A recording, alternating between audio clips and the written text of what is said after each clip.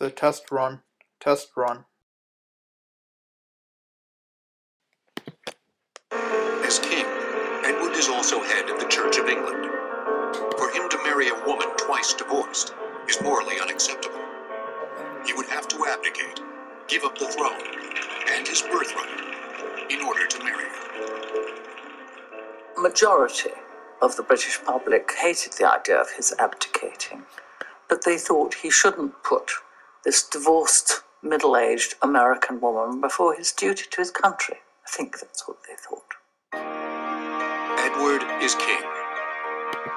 But according to the British Constitution, it's the Prime Minister and Parliament who actually rule Britain. I think he was boxed into a bit of a corner by Baldwin and the government of the day. And I think he thought he was going to find a solution and then got himself into a corner in which he couldn't get out except by abdicating. The tale of Edward's abdication is always centered around his romance with Wallace. But declassified FBI files suggest that his desire to marry Wallace may have just been a convenient smokescreen for the government to oust him from the throne.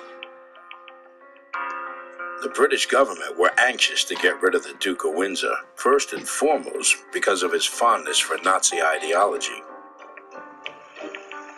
The establishment wants Edward gone. Edward's pro-German views were important in terms of him being forced to abdicate towards the end of 1936. If Edward steps down, the crown goes to his younger brother, Albert.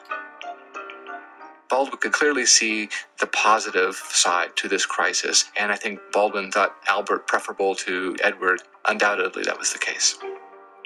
It's the first time in British history that the king chooses to give up the crown.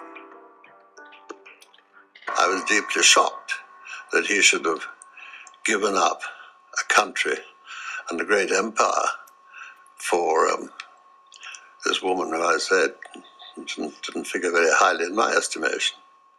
Wallace flees to France. She left London because after the thing came out, people threw stones at her house and shouted, so she really fled. On December 10th, 1936, Edward VIII signs the official instrument of abdication. He has reigned for less than a year.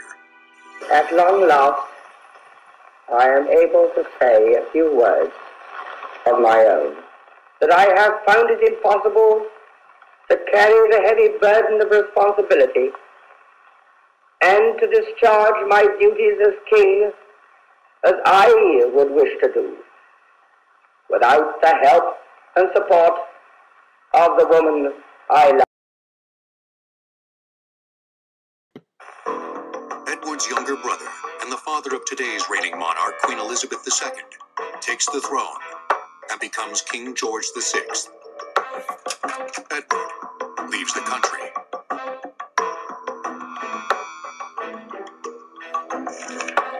England may have gotten rid of a liability. Edward is no longer king. But Hitler sets to work to change all that.